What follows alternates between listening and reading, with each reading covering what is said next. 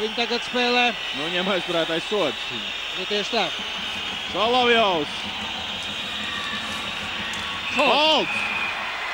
Un jā, savs vārdsargs ir jāaizstāv. Nu, šobrīd cīņa aiz vārtiem, bet noraidījums jebkurā gadījumā būs Rīgas Dinamo un spēlēsim mēs 3-5. Sākās pirmajā trešdaļā. Galviņš, Dārziņš. Iespēlē ar vārtiem un ripa vārtos! Rikašets un ripa vārtos! Lauris Dārziņš šie galā vienreiz veiksmi, mums arī seja jāpagriež.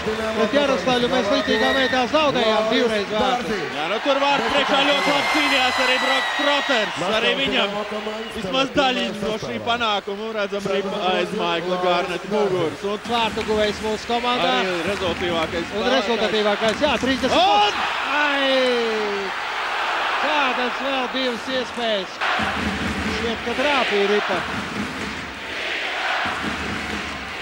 Jā, nu šeit var būt diskusija. Trāpīja vai bija spēle ar kāju. Jā, tā ir ļoti ieleča. Pat tiesneši nezinu. Es domāju, tiesneši tādā situācijā ir cibenīgi. Un Holts.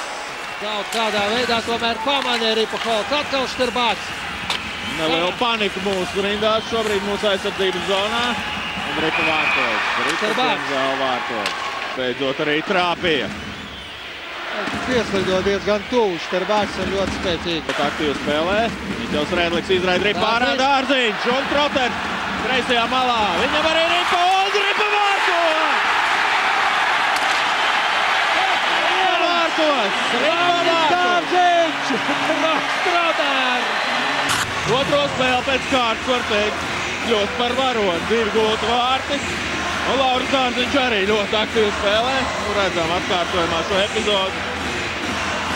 Nu, Brokam Troteram 20 spēlēs pēdējās ir 3 vārti. Jā, kāds teiks, nu kas tas ir? Kad atcerēsimies, ka viņš pēc traumas, kad atgriezās, viņš ļoti maz spēlē, pa 4, pa 3 minūtēm mačā, pa 5.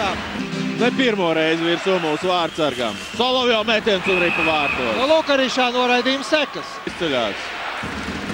Redzam, spēcīgs raidījums, ļoti daudz spēlētāji tur Kris Kolta priekšā un metiens vārta augšējā stūrī. Šeit pat neredzēja ripas lidojumu virzienu.